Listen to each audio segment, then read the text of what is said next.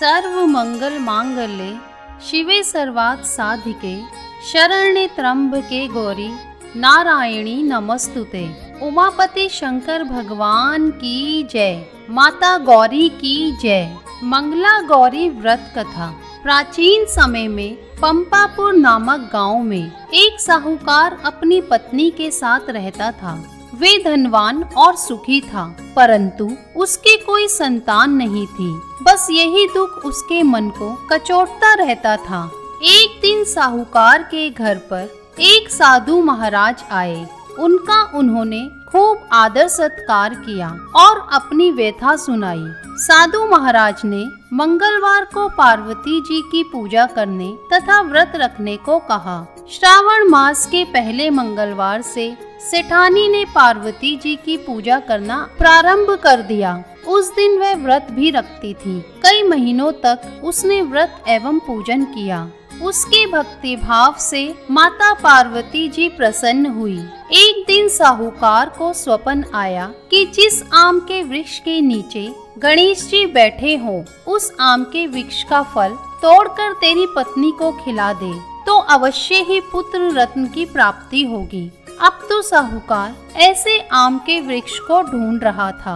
एक दिन उसे ऐसा आम का वृक्ष दिखाई दे गया। तब फल तोड़ने के लिए उसने पेड़ पर पत्थर मारे। आम का फल तो प्राप्त हो गया, परंतु गणेश जी को पत्थर लग जाने से उन्होंने श्राप देते हुए कहा, हे स्वार्थी मनुष्य, तूने अपने स्वार्थ के कारण मुझे चोट पहुंचाई है, अतः तुझे भी एक ऐसी ही चोट लगेगी। माँ पार्वती के आशीर्वाद से तुझे पुत्र रत्न की प्राप्ति तो होगी, परंतु वह सांप के डसने के कारण 21 वर्ष की आयु तक जीवित रहेगा। ऐसी वाणी सुनकर साहूकार घबरा गया। उस साहूकार ने आम का फल अपनी पत्नी को खिला दिया, परंतु गणेश जी के श्राप देने वाली बात नहीं बतलाई। 9 महीने बाद एक सुंदर बालक का जन्म हुआ। उसका नाम रखा मनु।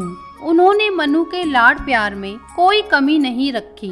धीरे धीरे मनु 20 वर्ष का हो गया। वह अपने पिता के साथ व्यापार करने जाता। एक दिन व्यापार करके लौटते समय दोनों पिता पुत्र भोजन के लिए एक गांव के पास तालाब के किनारे पेड़ की छांव में बैठ गए और भोजन करने लगे। तभी उस गांव की 2 लड़कियां उस तालाब पर कपड़े धोने आई। लड़कियां नवयौवना की भांति हंसमुख, फुर्तीली एवं उच्च सभ्य घर की प्रतीत हो रही थी। कपड़े धोते समय वे आपस में बातें करती जाती। उनमें से कमला ने कहा, क्यों री मंगला, तुझे याद है मैं कब से मंगलवार को मंगला गौरी का व्रत करती हूँ। अब तो अगले मंगलवार व्रत का उद्यापन भी करूँगी। इस व्रत के करने से मुझे मेरे मन लायक पति मिलेगा और सुख चैन से रहूंगी। सो कहते हुए कमला ने आगे कहा, मंगला, तू भी अगले साल श्रावण मास से पहले मंगलवार से व्रत करना चालू कर देना, तो तुझे भी मनपसंद वर मिलेगा। इस व्रत को करने से पति की आयु भी बढ़ती है। तब तो मंगला भी व्रत करने को राजी हो गई। पेड़ के नीचे भोजन करते समय वे दोनों पिता पुत्र उन लड़कियों की बातचीत सुन रहे थे। उन लड़कियों के वार्तालाप से सेठ जी ने समझ लिया कि कमला नाम की लड़की अपने पुत्र के विवाह के लिए सर्वथा उपयुक्त है।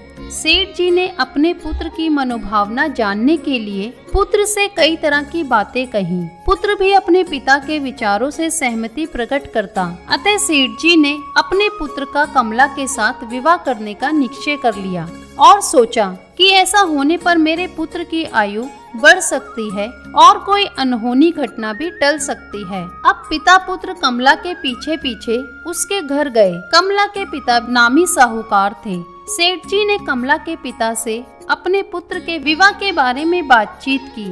वह कमला का विवाह मनु के साथ करने को सहमत हो गए। शुभ मुहूर्त में बड़ी धूमधाम से उनका विवाह संपन्न हो गया।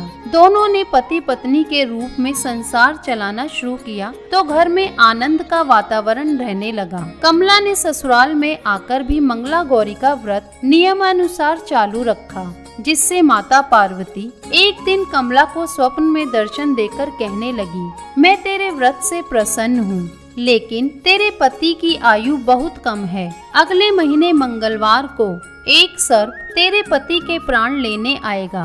लेकिन तू घबराना नहीं। सर्प के लिए एक प्याले में मीठा दूध रखना, उसके पास एक खाली मटकी रख देना। सांप दूध पीकर अपने आप मटकी के अंदर बैठ जाएगा। तब तू जल्दी से उस मटकी का मुख कपड़े से बांध देना और उसे जंगल में छोड़ आना। इससे तेरे पति के प्राण बच जाएंगे। अब मंगलवार का दिन आया। कमला ने किसी को कुछ नहीं बताया और माता पार्वती के कहे अनुसार सारा कार्य कर दिया। माँ पार्वती की कृपा से कमला के पति के प्राण बच गए। इस प्रकार व्रत के प्रभाव से मनु दोष मुक्त हो गया। जब घर लोगों को सारी घटना मालूम हुई तो सबने खुशी मनाई। अब तो चारों ओर कमला का गुणगान होने लगा। गांव की महिलाओं ने कमला से व्रत का विधि विधान पूछा और व्रत करने लगी। कमला ने भी अगले मंगलवार विधि विधान से मंगला गौरी व्रत का उद्यापन भव्य रूप से करवाया। ब्राह्मणों को भोजन करा, यथेष्ट दक्षिणा देकर उनका आशीर्वाद लिया। तो बोलिए माता मंगला गौरी की जय। अगर वीडियो पसंद आई हो तो लाइक शेयर कमेंट करें और चैनल को सब्सक्राइब करना ना भूलें।